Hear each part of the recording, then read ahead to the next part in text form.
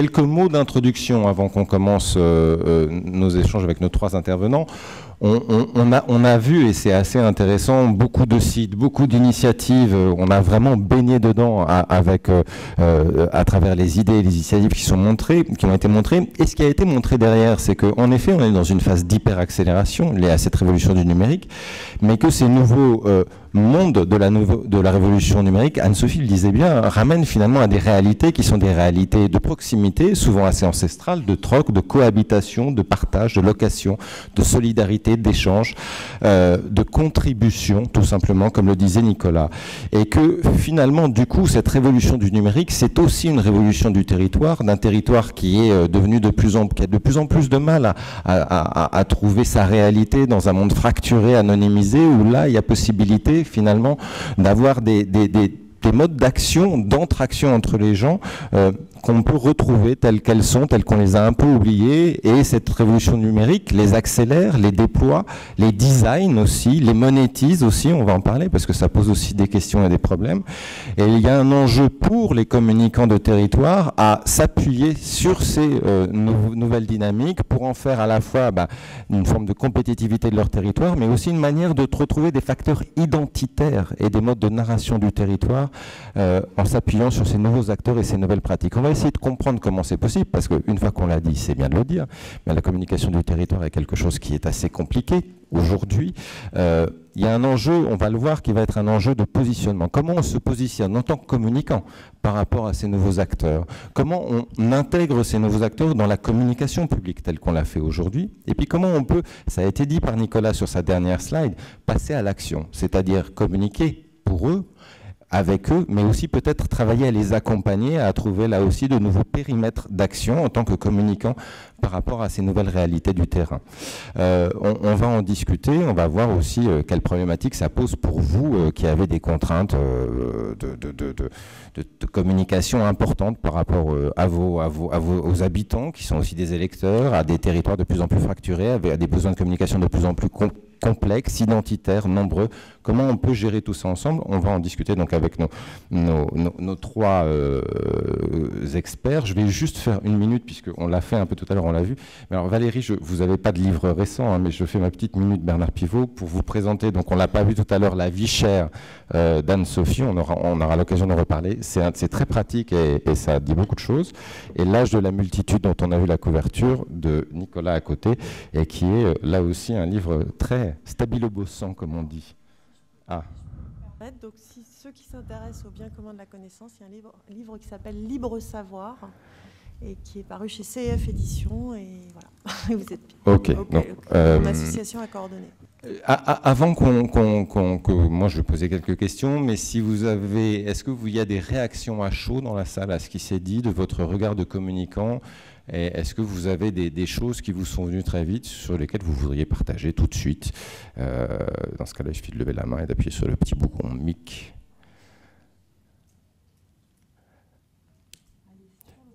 C'est toujours difficile. Hein. On va les faire venir au fur et à mesure, n'ayant crainte. Moi, je voudrais peut-être dans ce cas-là commencer en disant comment vous, en tant que communicant, de territoire, on se positionne face à ces nouveaux acteurs. On l'a un tout petit peu dit, mais c'est pas simple. En termes de gouvernance, en termes de représentativité aussi. On a fait un petit test, Anne-Sophie, tout à l'heure, sur combien ont fait du covoiturage, combien ont fait des AMAP, etc. Et ce qui est très rigolo, c'est que vos réponses rejoignent un peu les proportions de l'étude, c'est-à-dire qu'il y en a plus qui covoiturent. Or, il y avait une enquête de l'Observatoire des consommations émergentes qui disait que 8% des Français ont covoituré. Il y en a 6% qui ont fait du partage de la location de biens ou des AMAP, et il y en avait un peu moins dans la salle qui faisaient ça aussi. Alors ça, c'est pour la petite histoire. La grande histoire, c'est que finalement, on est sur des populations qui restent très limitées. Donc, comment est-ce que finalement, communiquer sur ces pratiques-là et sur ces populations-là, c'est pas aller adresser des segments de la population qui restent de l'ordre de la tribu sociologique? Et oui. En fait, oui, ce sont des modes de consommation émergents. Et en effet, cette étude qui a été menée par l'ADEME et l'Ipsos et publiée en avril dernier mettait en avant que ceux qui avaient testé le covoiturage en France étaient de l'ordre de 8% de la population, que la location de biens entre particuliers, c'était 25% de la population, que l'achat groupé, c'était 52%. Voilà, donc quand on regarde les pratiques collectives qui soutiennent des valeurs collectives les plus poussées, elles restent encore minoritaires.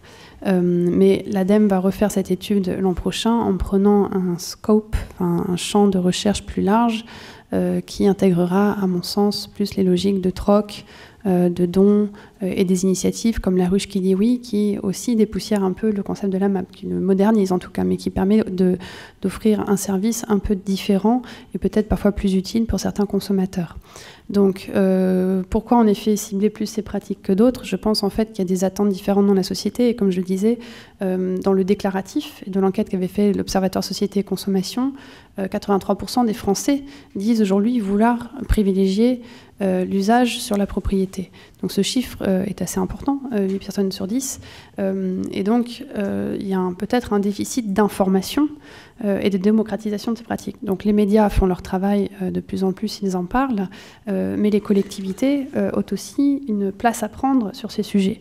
Et donc, je vois ce qu'on a fait à Bordeaux, parce que je suis de nouveau parisienne depuis peu, donc je connais très bien le territoire bordelais, et j'ai participé à l'organisation d'un forum de l'économie collaborative porté par la CUB, donc la communauté urbaine de Bordeaux, et le Conseil général, et ça s'est déroulé au mois de juillet, un événement international, et à l'intérieur de cet événement était organisé un forum lab avec une association qui s'appelle Oui Share, oui comme oui non et Share comme partagé. Et WeShare donc, est un collectif qui porte cette économie du partage en France et à l'étranger.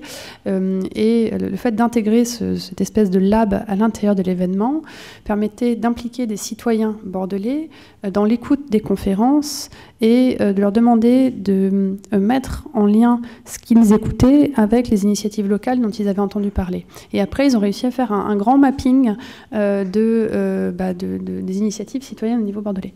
Donc, ça permet aussi de savoir et faire savoir petit à petit aussi ce qui existe. Et je crois que c'est là que se positionne le rôle du communicant. Ça rejoint une chose que Valérie disait tout à l'heure, et dont on reparlera certainement, qu'il y a un enjeu d'indicateur autour de ça. C'est-à-dire que pour communiquer, il faut savoir de quoi on parle, et pour ça, il faut aussi faire des recommandations, mais aussi pouvoir apporter des indicateurs aux gens qui vont agir dessus. Il y a un autre enjeu qui est important pour un communicant en termes de positionnement par rapport à ces émergences, c'est un enjeu, je dirais, de gouvernance. Vous avez dit tout à l'heure, la SNCF maintenant rachète des sites de covoiturage, tout va très bien dans ce nouveau monde. Néanmoins, on a vu que Airbnb pose, et c'est 1 million de nuitées à Paris en 2012, pose aujourd'hui des problèmes aux hôteliers de concurrence, en termes de taxes notamment. On voit qu'il y a des problèmes entre les nouvelles compagnies de taxis et les taxis parisiens. Donc prendre position auprès de ces acteurs émergents, est-ce que c'est pas fâcher les autres, entre guillemets?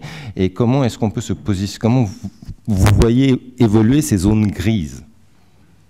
Alors là, je pense qu'on va avoir débat autour de la table, parce que je pense que Valérie a une position plus critique que moi, que Nicolas a trouvé sa réponse, parce qu'on en parlait à la pause. Forcément, c'est disruptif, c'est subversif, et ça pose problème. C'est des très beaux mots, mais une fois qu'on a dit ça... Voilà, c'est ce que j'allais dire.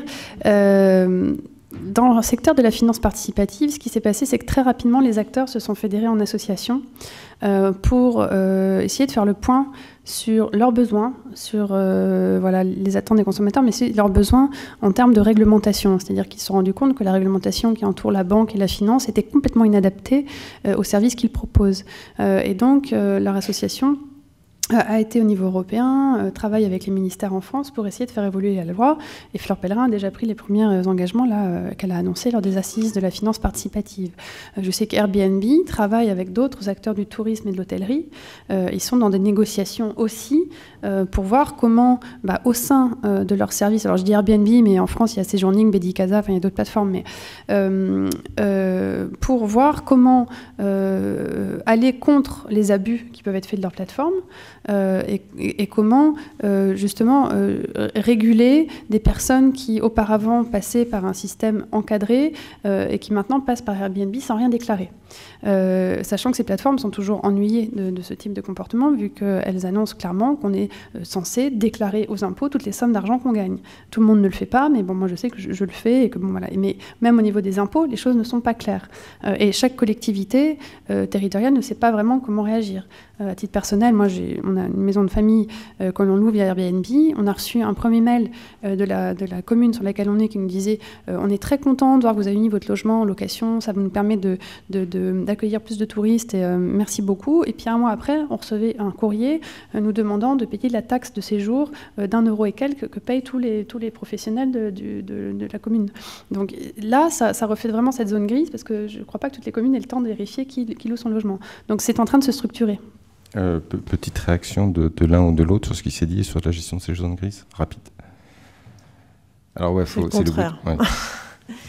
Oui, moi j'essaye enfin, je pense que même si cette économie collaborative est très enthousiasmante, il faut se garder d'un regard un peu trop normatif et qui consiste à ne voir que la partie positive de l'affaire, les nouvelles sociabilités, la dimension écologique, diminution de l'empreinte, etc. Tout ce qu'a dit Anne-Sophie est vrai, mais ce n'est que partiellement vrai.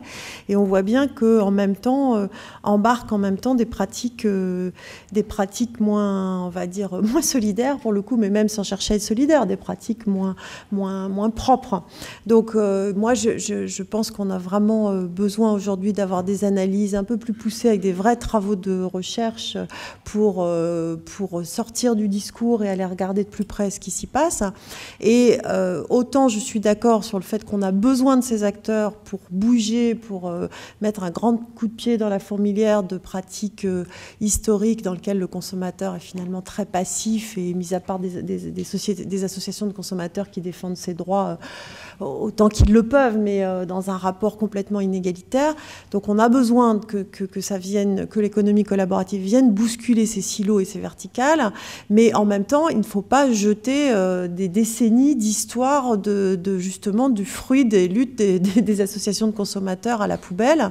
Donc il faut arriver à retrouver des formes de régulation qui ne tuent pas l'innovation, bien entendu, mais qui en même temps ne créent pas une concurrence déloyale entre des gens qui n'ont rien à faire des nouvelles sociabilités, qui se contentent de créer un revenu, qui sont propriétaires de 5 appartements à Paris, qui ça devient leur job, ils font tourner les appartes, tout ça plus ou moins au noir quand c'est pas complètement au noir, et qui ne sont soumis à aucune norme d'hygiène, de critères de qualité sur leurs produits, etc., etc.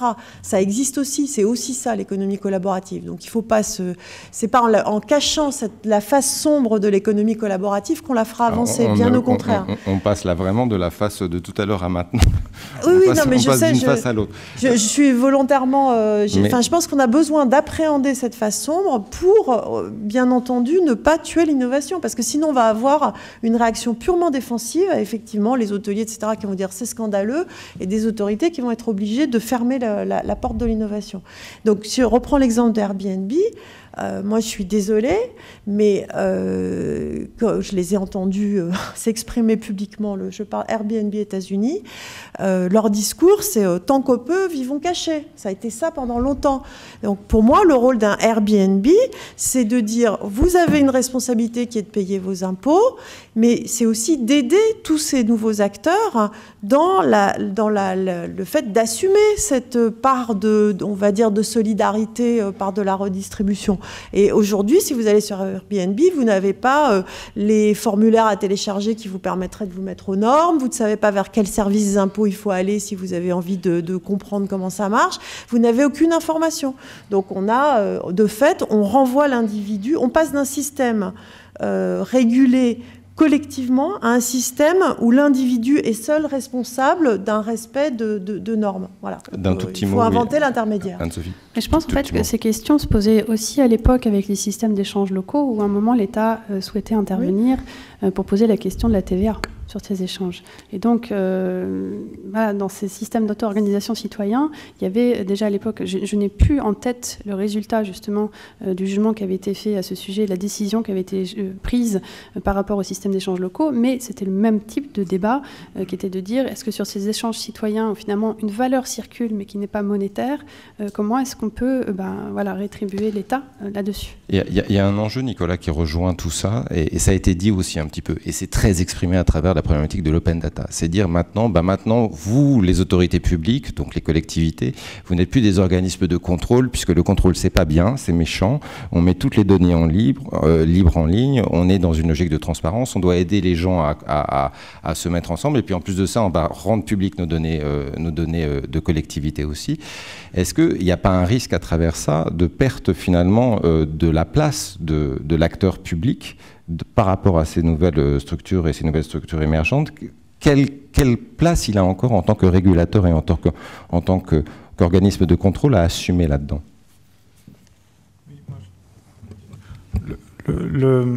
Tant qu'on peut, vivons cachés, c'est effectivement une position qui est quasi officiellement celle de beaucoup d'entrepreneurs américains qui pensent qu'on prend les positions d'abord et ensuite on met les concurrents, les partenaires, les autorités devant le fait accompli.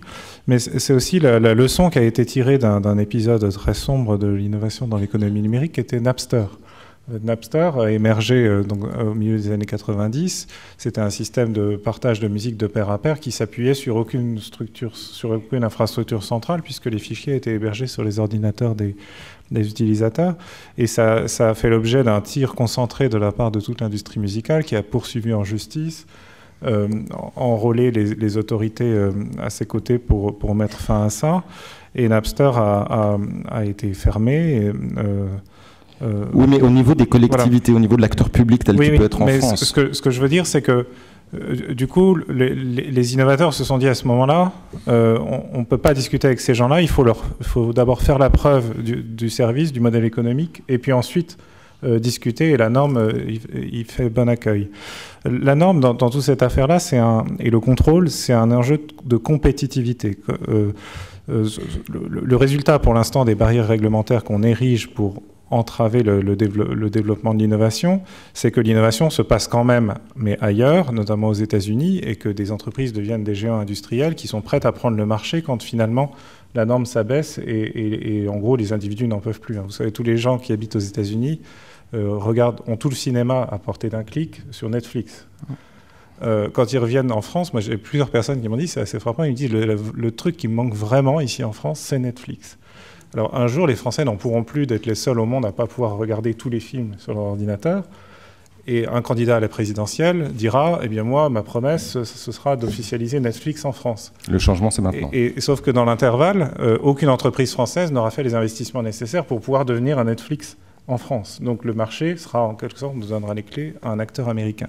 Donc la norme, c'est un facteur de compétitivité. Il faut qu'elle subsiste dans la mission de contrôle et de préservation d'un certain nombre d'acquis qui ne sont pas négociables, mais il faut aussi qu'elle fasse l'effort de devancer systématiquement l'innovation pour y faire bon accueil et ménager des marges d'expérimentation. Et ça, c'est une discipline très compliquée, parce qu'autant aux États-Unis, ils ont réglé le problème en faisant émerger un lobby de l'innovation, c'est les grandes entreprises qui payent très cher, qui financent les campagnes électorales et qui, du coup, ont l'écoute du président.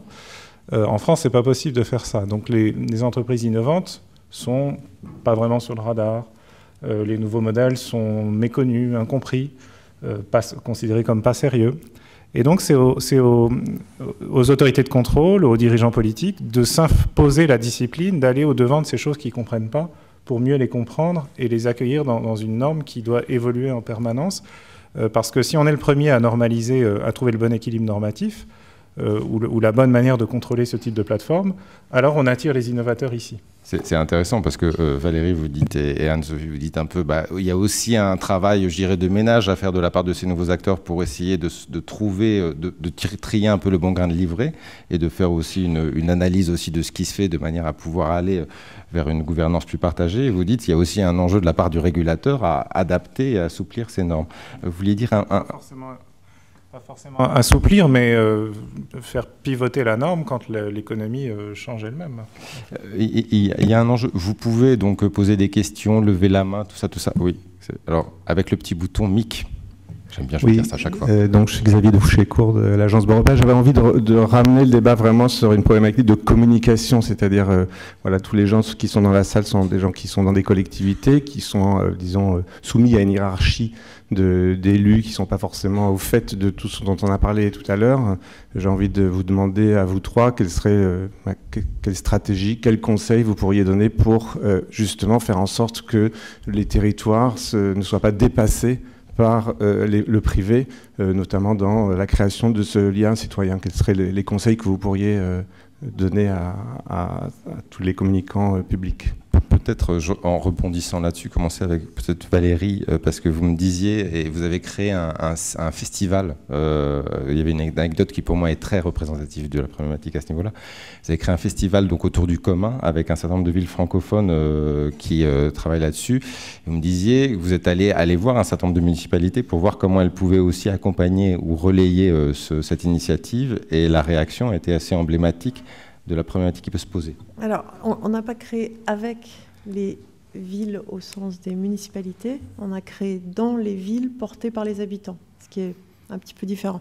Donc ça, c'est effectivement un festival qui a été monté du côté de mes activités associatives de VECAM, qui s'appelle Ville en bien commun. On est parti d'une idée qui avait déjà vu le jour pour deux éditions dans la ville de Brest, encore elle, je la cite souvent, mais c'est vrai qu'elle est particulièrement dynamique sur ces questions-là. Et l'idée, c'était d'avoir une série d'événements auto-organisés dans des villes de francophonie. Donc, ce n'est pas seulement en France, essentiellement en France, mais on a aussi Lausanne, Ouagadougou, Bamako et d'autres, et Montréal qui ont embarqué. Et des initiatives pour donner de la visibilité au commun. Donc oui, l'anecdote, effectivement, c'est qu'il y a globalement, nous avons fait tout ce travail de façon ascendante, organisée par des collectifs dans les villes, etc., sauf Brest, où il y avait un soutien de la municipalité. La seule ville que nous avons approchée, j'ai eu une réaction de mon interlocuteur qui était de dire « mais je ne comprends pas, la ville, c'est nous ». Voilà, parce que un sentiment en quelque sorte de propriété sur la ville par un élu. Bon. Et je crois que ce qui est très important, là, c'est dans un peu ce changement de paradigme, c'est qu'effectivement, pour vous, communicants, c'est de sortir de cette vision un peu descendante de la ville telle que les élus, avec les meilleures intentions du monde, peuvent la concevoir, pour au contraire faire remonter l'autre regard sur la ville et ouvrir au maximum sur ce bouillonnement créatif dont on parle, qu'il soit du côté plus associatif traditionnel ou du côté de l'économie collaborative ou du côté de l'économie non, je trouve pas le terme, l'économie solidaire, peu importe, ce bouillonnement d'initiatives, elle est la ville. En ce moment, moi je suis frappée par deux visions de la ville qui avancent en même temps que les technologies. D'un côté, on vous parle beaucoup de Smart City. J'imagine que vous en avez tous entendu parler. La Smart City, donc la ville soi-disant intelligente, je trouve ça un qualificatif, on peut dire au mieux la ville maligne. Et dans cette conception de la ville intelligente, on va mettre des capteurs partout qui vont permettre de gagner en efficacité, en compétitivité dans le concert des villes, etc. Et souvent, quand vous regardez de près, en réalité, alors il y a des tas de promesses, hein, ça va permettre de rendre une ville plus écolo, de diminuer son empreinte énergétique, plus fluide pour les transports, plus tout ce que vous voudrez avec la Smart City, c'est vraiment, ça fait tout. Et quand on regarde de plus près, souvent, en réalité, on a une espèce de vision panoptique de la ville. C'est-à-dire qu'on va créer une formidable centre de contrôle où toutes ces données vont arriver et grâce à ça, on va pouvoir piloter la ville à distance. C'est ce que vendent les fournisseurs de technologies de la Smart City, parce que c'est ce qu'ils savent faire, hein, on ne peut pas le leur reprocher, c'est leur métier. Et en même temps, on a une autre vision de la ville, qui est toute celle qu'on vous a décrite, qui est la vision de la ville par la multitude, plus ou moins intermédiaires, que ce soit par des acteurs du privé, voire économie collaborative, par des acteurs associatifs, par des acteurs informels, des collectifs qui se défont au gré des besoins de la ville, et qui, elle aussi, s'empare du numérique à sa manière. Elle ne met pas des capteurs partout, mais elle s'empare des données, elle s'empare des outils que je vous ai présentés, etc. Et donc, je pense que pour vous, communicants, vous risquez d'être pris un peu en étau entre ces deux approches-là, et c'est très, très important que vous soyez, quelque part, l'espace de médiation. Ça ne veut pas dire qu'il n'y a pas des choses intéressantes dans la Smart City, comme on la vend à façon industrielle. Il y a des tas de choses à prendre, mais ne nous laissons pas absorber par une vision panoptique de la ville, et au contraire, laissons remonter la ville de la multitude, comme l'évoquait Nicolas. Alors, juste une dernière chose, je vous redonne la parole, je crois qu'il y a des questions, pour rebondir sur ce qui a été dit juste avant. Pour moi, on est vraiment sur des logiques d'alliance. Mon contre-modèle, c'est le Royaume-Uni de la Big Society, où on a dit, on a en partie des discours qui sont proches de ce que vous avez pu entendre ce matin. on a dit mais c'est formidable, regardez les Britanniques, ils font tellement de choses formidables, donc on y va, allons-y, laissons émerger le travail volontaire, etc., etc. Et à la fin, on a quoi? On a juste un abandon de la responsabilité de la part de la puissance publique, et on a la privatisation de l'école, des écoles confessionnelles qui fleurissent partout, plus de système, des inégalités sociales qui explosent, etc., etc. Donc méfions-nous des discours sur l'empowerment qui sont en réalité un déguisement d'un abandon de puissance publique. Pour moi, c'est très exactement le contraire. C'est comment on réinvente une nouvelle alliance, si je puis dire, entre tous les acteurs. Oui, enfin, une nouvelle gouvernance, mais bon, ça, ouais, peu importe, une nouvelle gouvernance en mettant autour de la table tous les acteurs qui vont inventer à la fois les nouvelles manières de faire, les nouvelles manières d'innover et des normes adaptées à cette société créative multi-partenariale, parce que c'est ça dont on parle. Et ce qui est intéressant par rapport à ça, on va prendre la question, c'est que vous me disiez aussi, c'est que quand le point d'entrée aujourd'hui pour ces nouveaux acteurs dans des municipalités, parfois c'est le communicant, parfois c'est le DSI, parfois c'est un élu. Donc c'est aussi qui dans la collectivité va devenir un peu le vecteur de ces nouvelles, de ce partage, de ces rencontres-là. Il y avait des questions dans la salle, oui. Monsieur, madame, oui, madame. Pardon, je voulais bien répondre à la question de Xavier. Ouais, ouais. Il faut appuyer sur mic. Ça devient rouge après.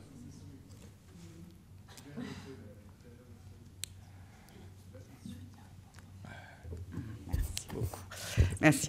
Bon, c'est moins une réflexion de communicant, mais à travers tous vos exposés et un peu pour aller dans votre sens, j'ai eu l'impression que c'était en fait une description d'un renforcement d'individualisme, même si toutes ces expériences, même si toutes ces valeurs collectives sont là, même s'il y a beaucoup d'initiatives à saluer, j'ai l'impression que l'individu ne se pense plus du tout en tant que société.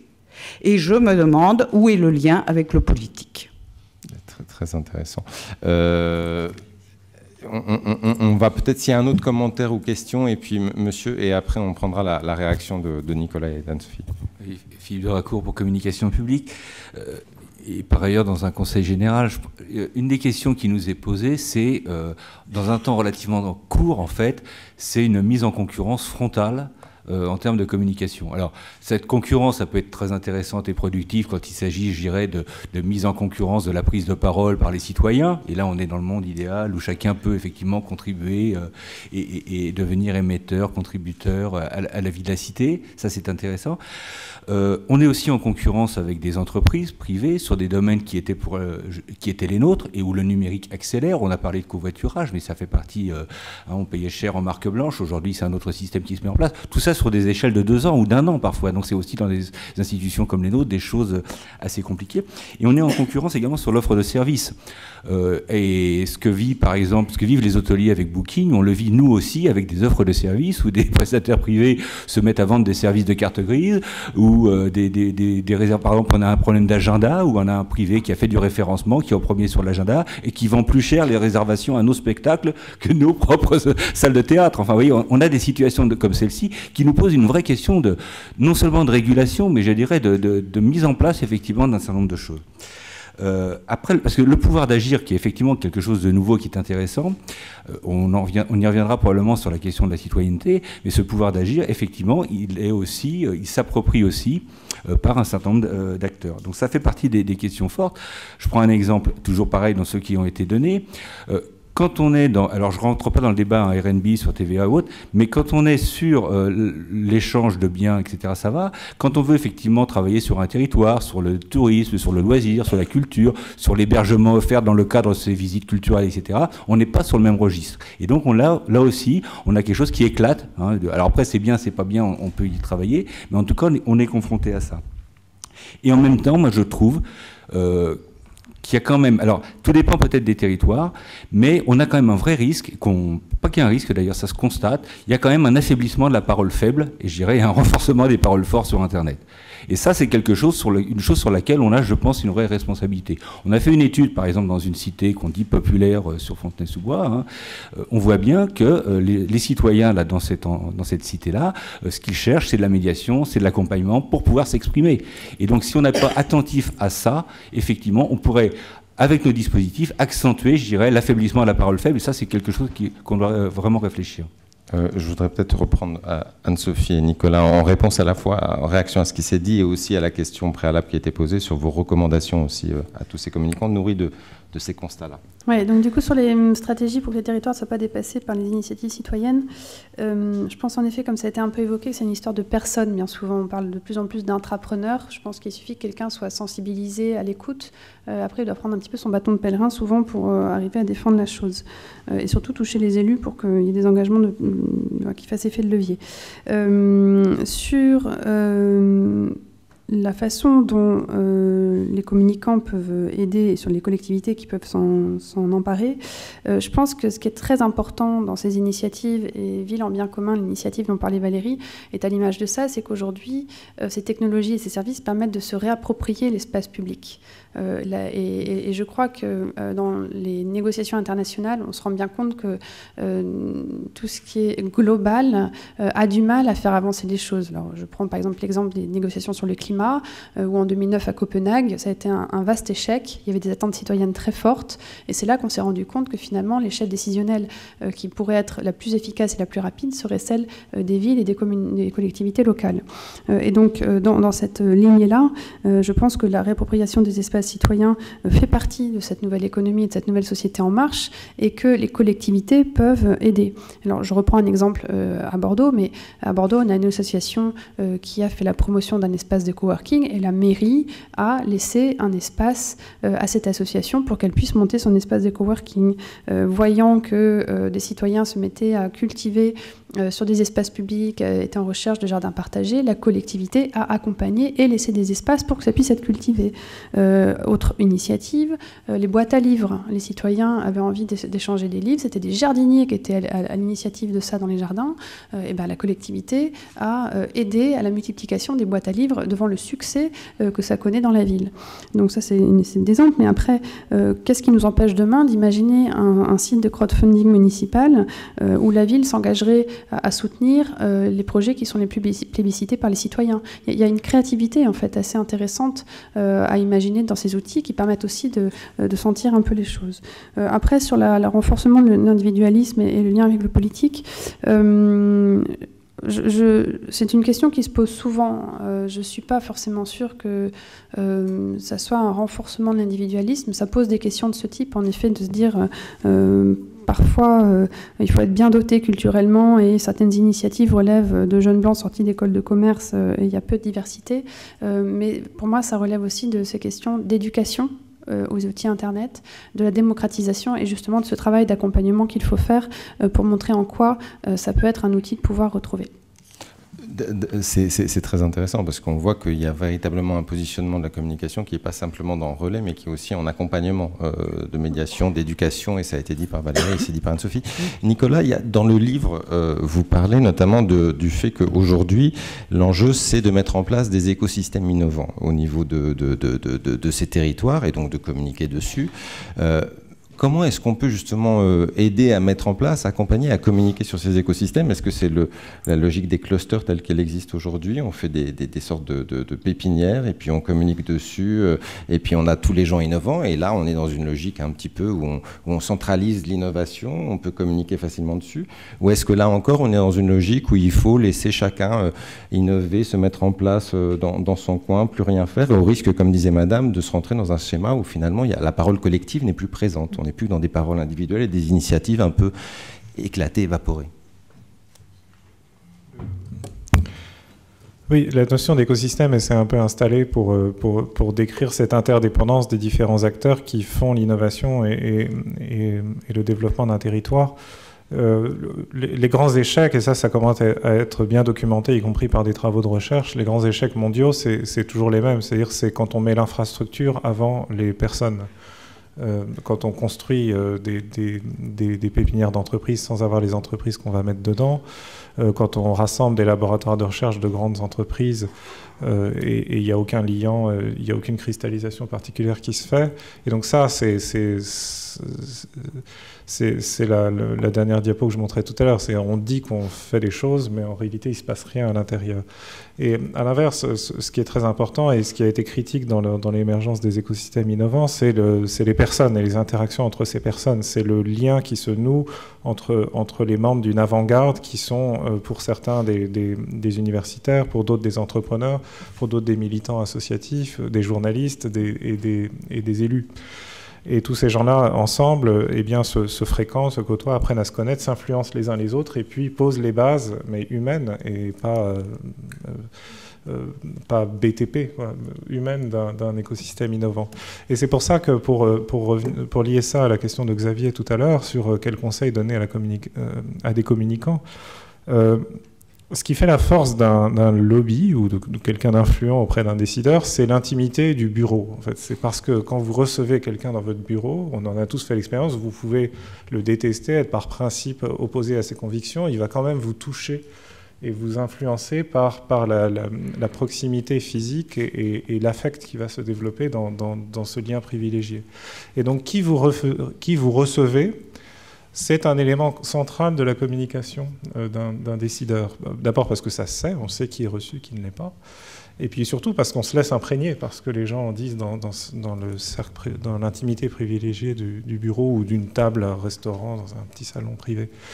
Et donc, il y a un effort à faire pour ne pas recevoir que ceux qui sont connus, identifiés sur la carte et qui font des choses qu'on comprend bien. Il faut aussi faire l'effort de créer des liens directs entre les élus, leurs collaborateurs, et puis ces gens-là qui ne sont pas forcément les notables locaux, les plus connus, les plus identifiés ou les mieux compris.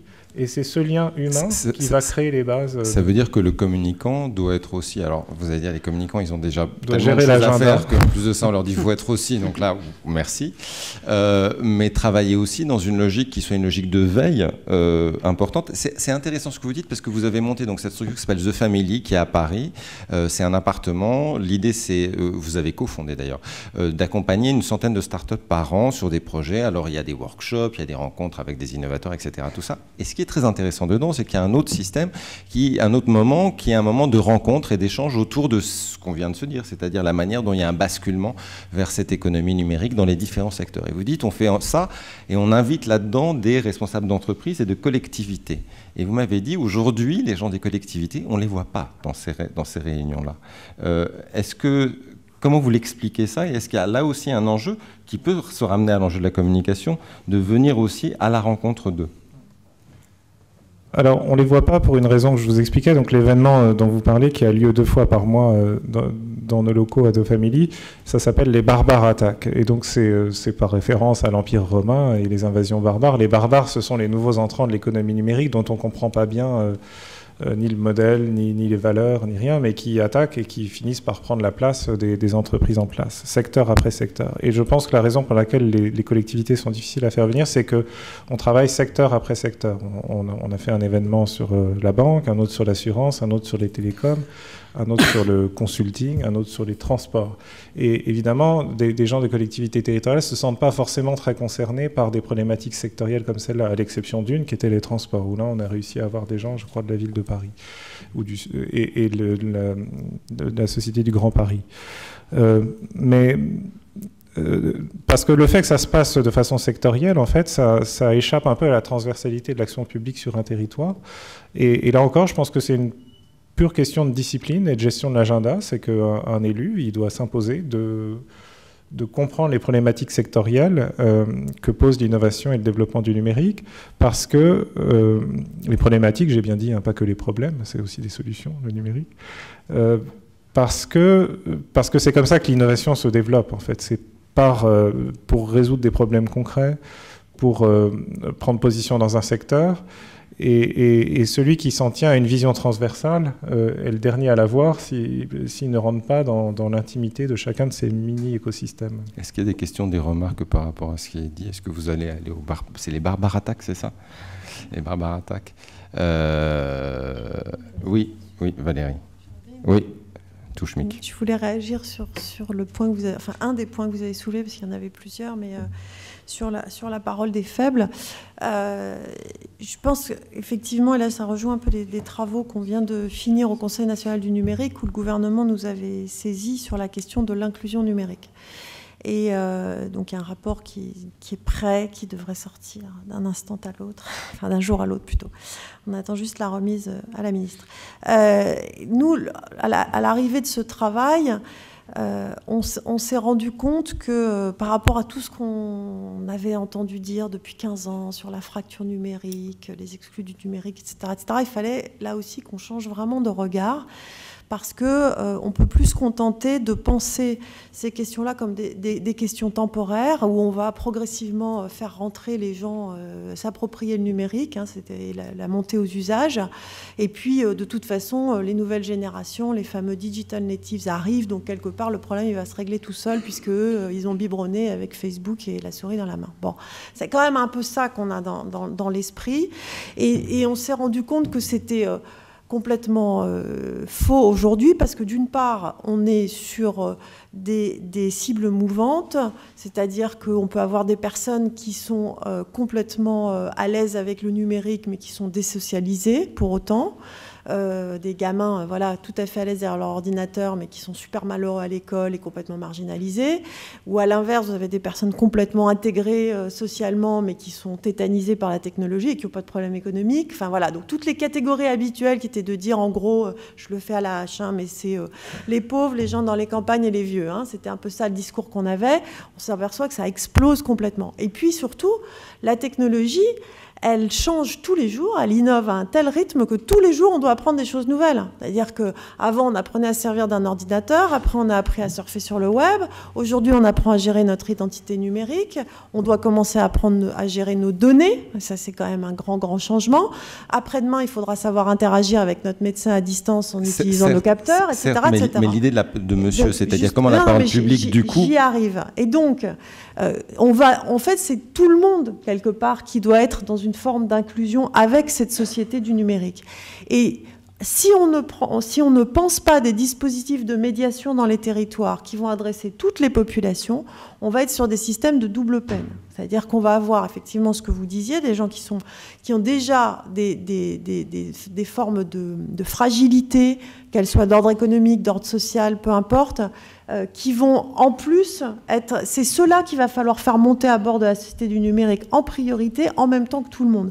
Donc nous plaidons très fortement pour une réinstallation de dispositifs de médiation, pas seulement dans les EPN, hein, qui eux ont besoin de faire leur mue, mais aussi dans les médiathèques et les bibliothèques qui ont déjà pris le train du numérique, mais aussi dans les maisons de retraite, mais aussi dans les CAF, dans Pôle emploi, dans tous les lieux, dans les mairies, bien sûr, dans les antennes de mairie, dans tous les lieux qui accueillent du public, pour aller au plus près de ces gens qui sont en position de faiblesse. C'est-à-dire être dans une logique où on fait parler, en termes de communication, la territorialité, c'est-à-dire le fait d'adresser les gens et d'adresser la parole faible plus fortement que juste le fait qu'on fait des nouveaux trucs en termes de numérique. C'est-à-dire on parle de cette médiation et du fait qu'on est acteur finalement d'un numérique pour tous. Ce que je veux dire, c'est qu'on parlait de proximité. Aujourd'hui, on ne va pas demander à une femme immigrée qui a des rudiments de français d'aller dans un EPN pour apprendre à surfer, quoi. Ça, c'est n'importe quoi. Il faut que quand elle va à la CAF, il y ait une personne qui soit capable de l'accompagner dans ce que nous on appelle une littératie numérique, c'est-à-dire un bouquet de compétences qui vont lui permettre bien sûr de remplir son formulaire CAF, mais aussi pourquoi pas une demande Pôle emploi, mais aussi pourquoi pas commencer à écrire sur le web, etc., etc. Donc il faut repenser les médiations dans tous les lieux d'accueil du public. Et ça, c'est un travail sur lequel les communicants, évidemment, ont un rôle à jouer absolument essentiel. Juste d'un mot, Nicolas, Madame parlait de l'importance de la parole collective. Vous dites, pour l'innovation et pour les espaces innovants, on baisse les barrières. Dans quelle mesure, finalement, cette parole collective, face à l'individualisme, peut se réincarner et comment la communication peut aider à ça ? Oui, je voulais dire un mot là-dessus parce que c'est une question qu'on s'est beaucoup posée avec Henri Verdier quand on a cherché le titre pour notre livre. L'origine du livre, c'était d'éduquer les élites françaises à l'économie numérique, au numérique en général. On cherchait pour ça la règle explicative, c'est-à-dire qu'est-ce qui, en une phrase, permet de résumer les effets du numérique sur la société et sur l'économie. Hein. De même, il y a des règles explicatives dans le secteur de l'énergie, dans la santé, il y a des faits incontestables qui expliquent à eux seuls toute l'économie d'un secteur. Et bien dans le numérique, on a voulu mettre en avant que la principale chose que change le numérique, c'est qu'il submerge les organisations par la multitude des individus. Et du coup, on a dû chercher un terme pour désigner ça. Et on a atterri sur multitude. Parce qu'on voulait surtout éviter le concept de foule. La foule, c'est la masse indifférenciée des individus rendus aveugles et furieux par un élan collectif impossible à maîtriser. La multitude, c'est beaucoup plus des individus qui interagissent entre eux et qui, dans ces interactions, déploient une grande intelligence et une puissance créatrice de valeur. Et donc, on utilise l'individu pour dire que la multitude, c'est un ensemble d'individus, mais il y a plus que des individus juxtaposés et qui s'ignorent les uns les autres. C'est au contraire des individus tous connectés, utilisant les mêmes applications et dans ces applications interagissant suivant les rites qui ont été installés justement par ceux qui ont créé ces applications. Et c'est le cas dans Wikipédia, où il y a des rites dans Wikipédia, c'est le cas dans Facebook, il y en a dans 80% je crois que c'est des contributions sont anonymes sur Wikipédia. Oui. D'un mot très rapide pour qu'on puisse parler. Non, juste multitude, c'est un terme qui a une histoire politique forte. Il ne vient pas peut-être ce serait intéressant que tu le racontes, parce que cette histoire, elle est effectivement, elle nous vient de Tony Negri, entre autres, et il y a vraiment une conception politique assez radicale derrière. Donc, qui est dans le livre. Est-ce qu'il y a des questions, des remarques dans la salle par rapport à tout ce qu'on se dit, au rôle de veille, au rôle d'accompagnement, de médiation? Oui. Moi, j'ai un petit mot là-dessus. C'est que on a longtemps vécu en France dans l'idée qu'on avait la meilleure administration du monde. On a une tradition dans cette matière. Et puis, curieusement, depuis 20 ans, on s'est au contraire résigné à l'idée, notamment dans le numérique, que c'était normal que l'État et les collectivités soient systématiquement en retard sur les entreprises, qu'il y a un retard du public sur le privé. Quand vous interrogez des ministres, etc., ils disent « Ah oui, mais nous, vous comprenez, on ne peut rien faire, rien n'est possible, les fonctionnaires, le déficit, bref. » Tout le monde est résigné. Enfin, en tout cas... Et donc, je pense que c'est une erreur de se résigner, qu'il n'y a aucune raison que le public soit en retard sur le privé. Je pense même qu'ils peuvent mettre en avance.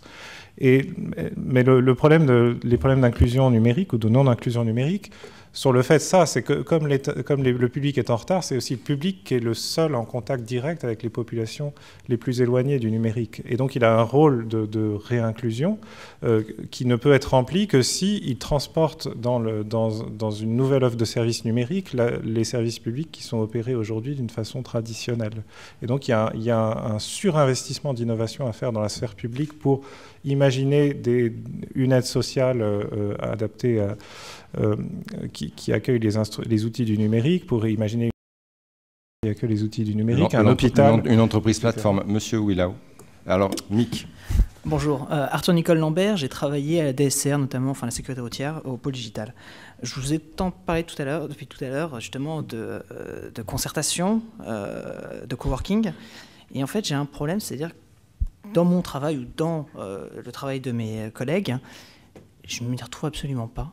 En fait, c'est-à-dire que je suis par exemple face à des DCI qui me refusent des accès à des réseaux sociaux, par exemple. Je suis face à des administrations qui pensent que l'Internet est une mode, de temps en temps. Et donc, ma question portait sur le fait plutôt du rapport à l'enseignement.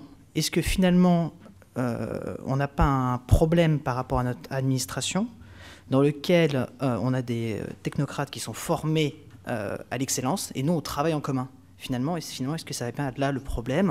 Est-ce qu'il n'y a pas un travail de formation à faire avant de penser à l'innovation ou à la veille de nouveaux produits? C'est un peu ce qu'on disait tout à l'heure sur le fait d'être en veille, d'aller sur des rencontres un peu multipartites, entre guillemets. Oui, d'un mot, Valérie. Oui, je suis totalement d'accord avec vous, mais vous savez, le rythme du changement des systèmes éducatifs et de formation en général, ils sont lents. Ils n'ont pas le rythme de la technologie, donc on est obligé de penser en parallèle à la fois tout ce qui vient d'être dit et en même temps ces changements de fond. Donc par rapport à nous, ce dont on s'est aperçu au Conseil national du numérique, c'est qu'effectivement, il y a un vrai problème chez les décideurs, aussi bien du secteur privé que du secteur public. Ce n'est pas propre au secteur public. Des deux côtés, plus on monte dans la hiérarchie, plus il y a une méconnaissance profonde de ces transformations sociétales à l'œuvre autour du numérique. Et notamment, si vous allez regarder l'offre de formation des élus, ces organismes de formation des élus, quand ils vous parlent de numérique, ils vendent quoi ? De la formation sur les infrastructures, comment avoir le tuyau le plus gros sur mon territoire, c'est un peu ça. Et de l'autre, comment communiquer et faire du Twitter. Voilà. Donc aujourd'hui, on a besoin d'une acculturation de nos décideurs. Je suis complètement d'accord avec vous et c'est une des préconisations que nous avons. Et notamment, et pas seulement les décideurs. On a aussi besoin d'acculturer tous ceux qui accompagnent les publics les plus fragiles, les travailleurs sociaux, par exemple, pour qui le numérique, ça fait peur.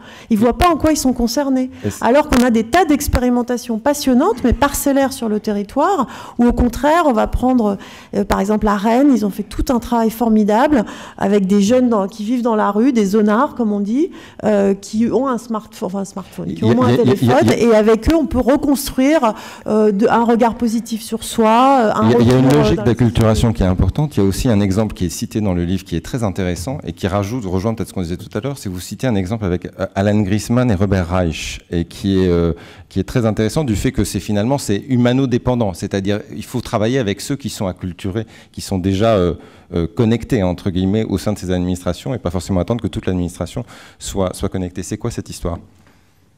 L'histoire, c'est donc il y a quelques semaines, il y a eu un shutdown aux États-Unis, c'est-à-dire le Congrès n'a pas voté l'appropriation des recettes fiscales, et donc on a dû fermer l'administration. Et donc ça, c'était arrivé une première fois il y a une vingtaine d'années.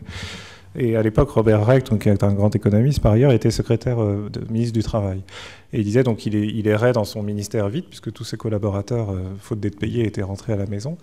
Et il décroche un téléphone qui sonne dans un bureau obscur au fond d'un couloir, parce qu'il dit, tiens, qui peut encore appeler, sachant qu'il n'y a plus personne. Et il décroche, et c'est Alan Greenspan au téléphone, donc le président de la Banque centrale américaine, qui lui dit, écoute, je suis désolé, mais j'ai besoin que tu maintiennes en fonction absolument telle personne, parce qu'elle me fait remonter... Cody, je crois.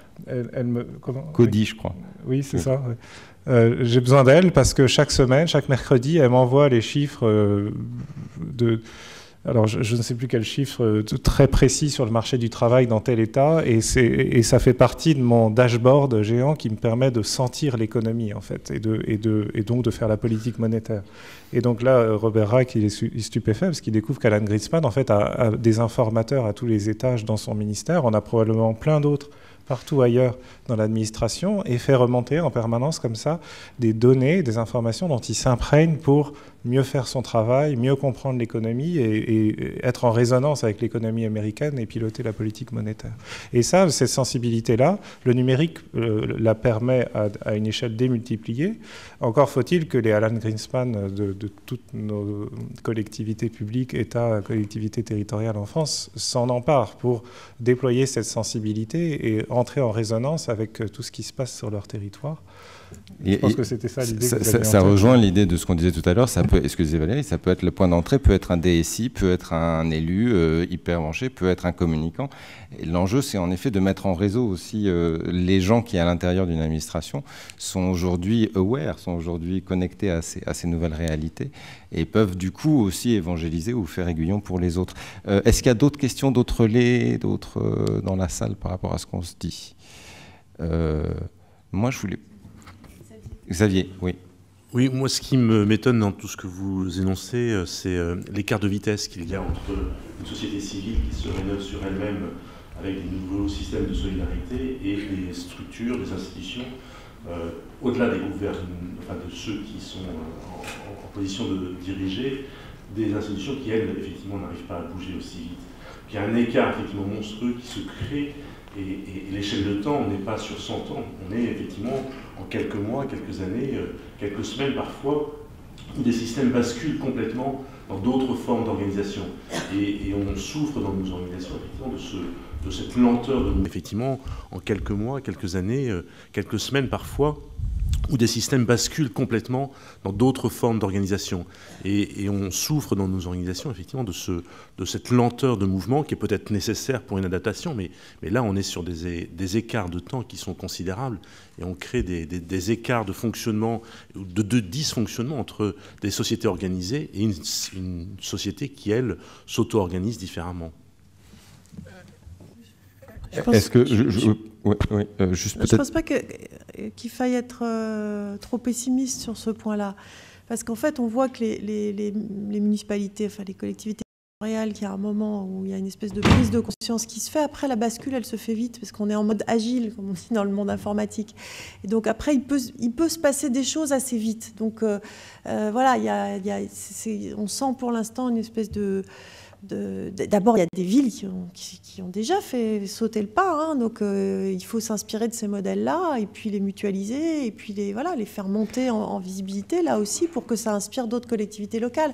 On voit bien que à l'intérieur des mairies ou autres, il y a des gens qui ont envie d'innover et qui, c'est ce que vous disiez, hein, monsieur, et qui se heurtent en permanence au fait qu'autour d'eux, les autres n'ont pas compris. Bon, donc là, il y a un travail de fertilisation croisée pour que les mairies ou les collectivités les plus innovantes soient des sources d'inspiration pour les autres. Et c'est ce qu'on essaye de faire. Vous parliez tout à l'heure, Anne-Sophie, du fait qu'il y avait aujourd'hui à l'étranger, autour du sharing, des labels. Alors, il y a Séoul, qui est une ville qui veut devenir une ville sharing. Il y a des chartres aussi. C'est des outils de communication assez traditionnels qu'on peut imaginer utiliser par rapport à ces nouvelles démarches. Est-ce que c'est ça qu'attendent finalement ces acteurs de la part du communicant public, de l'acteur public? Est-ce que c'est ça qu'ils attendent comme accompagnement aujourd'hui? En fait, je pense que c'est une question de langage, qu'on a aussi besoin d'adopter une façon de parler et de s'adresser à ces décideurs qui sont déconnectés majoritairement. Et donc, créer une charte, c'est quelque chose qui parle, sur lequel on peut communiquer, quelque chose qui peut être marketé, et donc du coup qui fait sens. Et je crois que c'est pour ça qu'ils se sont engagés de cette manière. Et c'est marrant parce que je parlais avec Laure Belot, qui est une journaliste du Monde, qui travaille actuellement sur un gros dossier justement sur cette question de déconnexion des élites. Et elle me disait qu'elle avait profité du LH Forum pour aller voir Joseph Stiglitz et Jérémy Rifkin pour essayer d'aller enquêter, et qu'ils étaient incapables de comprendre la question qu'elle leur posait. Donc eux-mêmes, qui sont quand même des penseurs de cette révolution industrielle et ces nouveaux... ne comprenaient pas ce qu'elle voulait dire. Et pourtant, elle parle très bien anglais, vu que son conjoint est anglais. Mais je pense en tout cas que c'est une façon de faire avancer les choses, et qu'il faut aussi une forme de bienveillance, et aussi parfois sortir des postures où on se dit les pouvoirs publics ne comprennent rien, les médias ne comprennent rien. Parce qu'à Bordeaux, dans l'exemple que vous citez, les pouvoirs publics et la puissance publique servent, ce qu'on rejoint ce que disait Madame, à refaire aussi une parole collective autour de l'ensemble de ces initiatives-là. Pour l'événement qui a été organisé au mois de juillet, c'est une personne qui s'est dit mon territoire peut se positionner sur ce sujet qui monte, qui fait sens et qui me passionne, et qui s'est démené pendant 2 ans en interne pour convaincre la communication de la CUB et ensuite le Conseil général de monter cet événement international et de faire venir des gens qui n'étaient jamais venus en France pour en parler. Donc là aussi, elle a pris son petit bâton, elle s'est démenée. C'est pour ça que je parlais d'intrapreneurs tout à l'heure, en disant parfois, en effet, il faut se démener. Mais voilà, sur le jeune homme qui disait, moi, j'ai pas accès aux réseaux sociaux, pas de chance, hein, j'ai envie de dire. Mais il faut trouver un peu d'originalité, un peu pour essayer de faire changer ça aussi, parce qu'on peut pas toujours attendre non plus. Donc je crois que la période montre ça aujourd'hui, c'est qu'on peut chacun se réapproprier et agir à sa manière. Est-ce qu'il y a d'autres regards, d'autres questions? Oui, monsieur, là-bas. Oui, je voulais, Pierre Chapdelaine, région Île-de-France. Je voulais simplement dire que, effectivement, les collectivités locales, l'administration pouvait peut-être être perçue parfois comme de grosses machines qui avaient du mal à s'adapter à cet univers numérique, mais c'est aussi, à mon avis, un formidable levier, un accompagnateur, un facilitateur. La région Île-de-France, avec la fonderie, l'agence du numérique, vient de soutenir, de s'engager sur la 2e phase de l'appel à projet e-inclusion, avec 33 initiatives dont beaucoup sont portées par des associations mais aussi par des collectivités locales, à Nanterre, à Fontenay-sous-Bois, à Brunois, à Pantin, enfin voilà, j'ai repris rapidement la liste, et on voit quand même que sur tous ces sujets, les collectivités sont pas toujours à la ramasse, donc je ne voudrais pas qu'on se quitte en se disant qu'on servait, enfin qu'on n'avait pas tout à fait ou qu'on avait raté. Ça n'a pas été. Mais je pense à une tonalité générale de nos débats où on a l'impression que qu'on n'a pas pris la mesure de ce qui se passait. Je pense que non seulement on l'a pris, mais je pense qu'on facilite beaucoup. Madame. Alors, pour si vous voulez juste vous présenter. Oui, pardon. Lisa Villard, je travaille dans une agence qui travaille avec pas mal de collectivités, notamment en Aquitaine. Donc je voulais compléter ce que vous disiez, Anne-Sophie, par rapport au contexte bordelais. Je pense qu'il y a un effet d'entraînement aussi, et c'est pas un exemple isolé du tout, mais il se trouve que sur le numérique, cette région et la ville de Bordeaux et le département de la Gironde est plutôt bien positionné. Et s'il est bien positionné, et si l'expérience que vous racontez de cet événement, vous pouvez juste redonner le nom de cet événement ? C'était le Forum de l'économie collaborative. Premier forum. Pourquoi, enfin, une des raisons qui peut faire aussi que la personne que vous décriviez a pu être entendue, c'est aussi parce qu'il y a plein d'autres manifestations autour du numérique, autour de l'économie sociale et solidaire, autour du développement durable, qui se sont développées à Bordeaux, en Gironde et en Aquitaine, et qui fait que peut-être il y a aussi une forme d'écoute possible de la part des décideurs publics qui est plus simple, parce que, je ne dis pas que ce n'était pas du tout innovant, ce n'est pas du tout le sens de ce que je décris, mais simplement quand vous avez plein d'initiatives différentes qui reviennent aux oreilles des décideurs publics, c'est plus facile pour eux de les entendre, finalement. Mais il faut qu'au départ, il y ait une innovation et qu'il y ait une possibilité d'être écouté. C'est-à-dire qu'il y a aussi cette écoute qui existe dans ce territoire. Il y a une sédimentation amont, et puis il y a un décisionnaire politique aval, c'est Vincent Feltès. Et qui est volontaire. Et pas seulement Vincent Feltès, la mairie aussi, et la région aussi. Et il y a des structures parapubliques qui sont chargées de veiller et d'accompagner l'innovation numérique. D'autres remarques, questions? Et il y a aussi, je veux dire un mot pour rebondir là-dessus, il y a aussi une presse qui ne fait pas forcément son travail dans ce domaine-là. Parce que l'un des éléments cruciaux de compétitivité de l'économie numérique américaine, c'est toute la presse spécialisée qui donne à voir cette économie, et qui fait que quand vous voulez savoir une chose sur la moindre start-up balbutiante en Californie, vous avez immédiatement au moins 4 articles de 4 journalistes différents qui explique, qui décortique son modèle, qui explique qui a investi dedans, etc. Alors qu'en France, l'un des problèmes de visibilité de toutes ces initiatives, donc les startups ou les initiatives d'innovation sociale, c'est qu'elles n'ont aucun lien à envoyer par mail à quelqu'un pour dire « regardez, on parle de nous ». C'est pas tout à fait vrai. Je travaille dans les relations presse, donc je suis pas tout à fait d'accord avec vous, et je vois que vous... moi, je dis les journalistes, on finit toujours par se prendre le plafond sur la tête à la fin. C'est comme ça.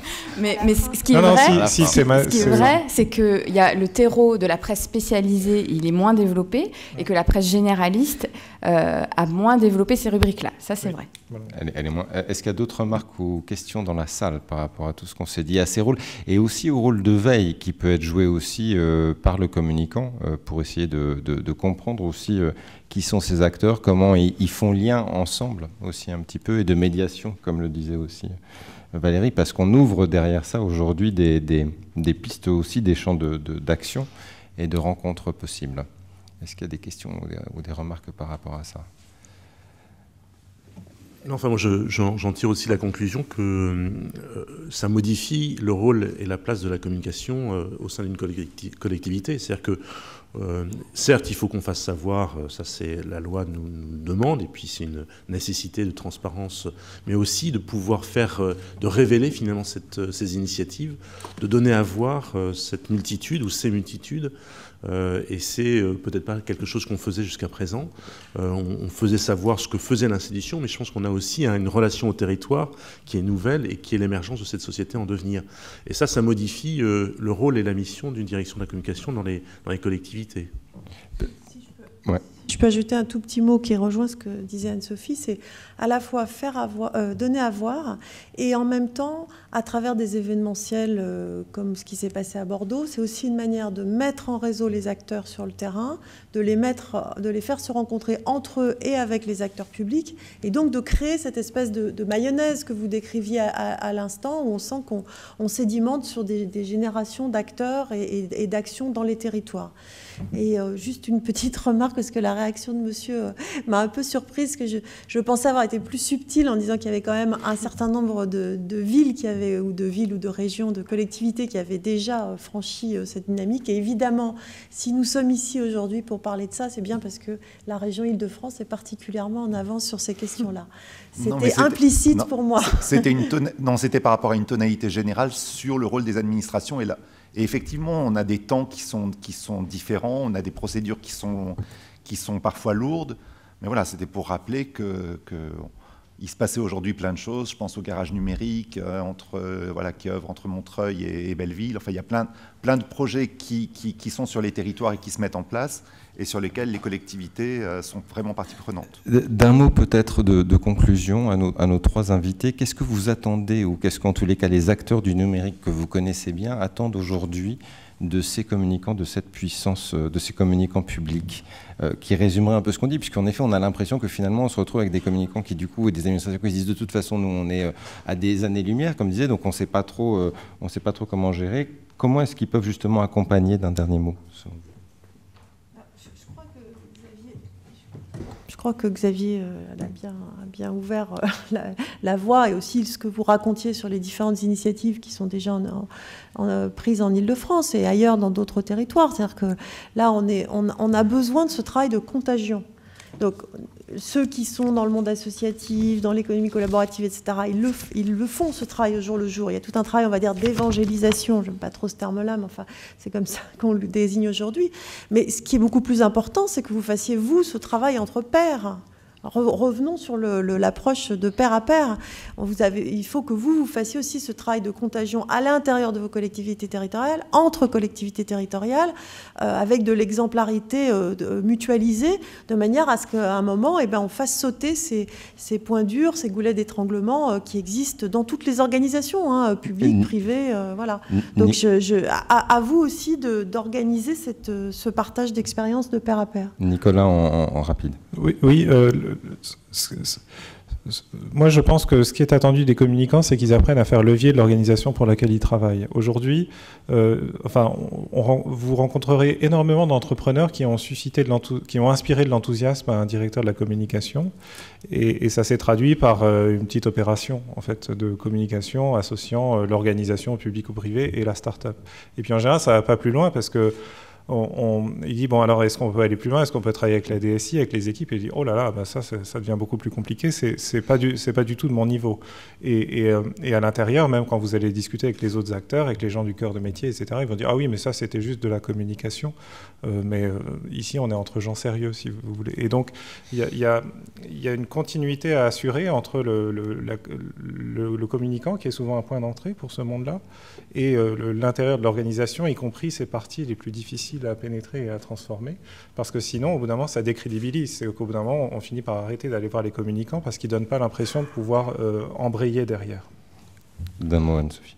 Moi, j'approuve tout ce qui a été dit de la part de Xavier, Valérie, et voilà, donc j'irai en ce sens aussi. Et en effet, le travail en réseau entre pairs, de faire un benchmark de ce qui se fait, et travailler un petit peu sur une émulation aussi fertile. Et dans le contexte bordelais, c'est aussi ça qui se passe entre deux candidats au municipal qui surenchérissent sur ces thématiques. C'est toujours porteur pour ce qu'on porte, donc il ne faut pas hésiter à le faire. Il y a vraiment ces trois choses. Un point d'entrée d'émulation, de contagion, en fonction de ce qui est dit, des missions, on parlait aussi de missions de veille, de médiation, et puis une parole un peu à trouver, une parole collective qui est très utile aussi à ce fourmillement et ce foisonnement. En tous les cas, je vous remercie beaucoup tous les trois pour ces nombreux et grands éclairages.